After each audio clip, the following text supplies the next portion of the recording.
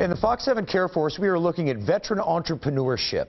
Traditionally, vets have gone into business for themselves. Nearly half of World War II vets either owned or operated businesses. Korean War vets, about 40%.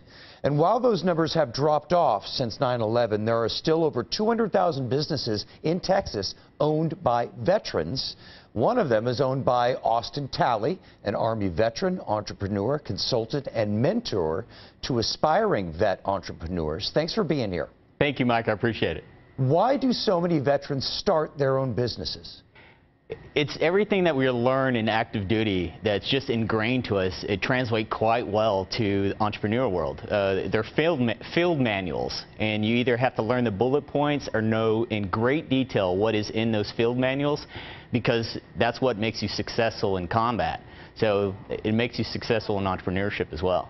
You know, give us some examples of how the military world translates to the business world. There's three that always just stand out in front of me when I'm mentoring at Fort Hood or Fort Sam. It's troop leading procedures and 5-paragraph op order, as well as after-action reviews, AARs. And I always ask somebody to go up and write those bullet points down. And then what I do is I go in between and I write a business plan as well as a SWOT report. And I ask them, I said, well, what is enemy troops? I was like, that's your competition. What is friendly troops? I was like, those are vendors or anything that's a plus positive, you being a entrepreneur, to add to your portfolio. And reconnaissance is market analysis. So SWOT report is strengths, weaknesses, and opportunities and threats. That's what an after-action review is in the Army. It's what you did right, what you did wrong, and what can you do better. Interesting. You know, some of the reasons given for the decline in veteran entrepreneurship, things like, you know, there are a lot of corporate veteran hiring programs, so they go to work for somebody else. Less manufacturing, which a lot of World War II vets and Korean vets would get into after the war. And also more difficulty with startup capital and getting money.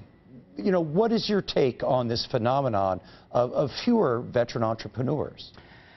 Well, there's a few things that has changed. You know, 1976, the GI Bill could no longer be used for entrepreneur seed capital. I think that affected it. It was tried to come back through what was called the VET Act in 2017. The Senate tried to pass it where veterans could utilize that. So if there's 30% of veterans not utilizing their GI Bill, and a GI Bill is supposed to be used to help the veteran go do something more, and why can't that be entrepreneurship again? And so that's something I'm trying to take on, and I think it's also understanding all the skill sets that maybe some of these angel grant writers and seed capitalists, for them to understand that our veterans are not risk adverse. They take risk and head on. I mean, that's what we had to do in combat. No matter what, you had to unify a team, complete objectives, and ensure mission success no matter what. And that's what you need in business as well. Yes. Okay, we got to wrap it up. Austin Talley, thank you very much for coming by. We appreciate it. Hey, Mike, it's always a pleasure. Thank you so much.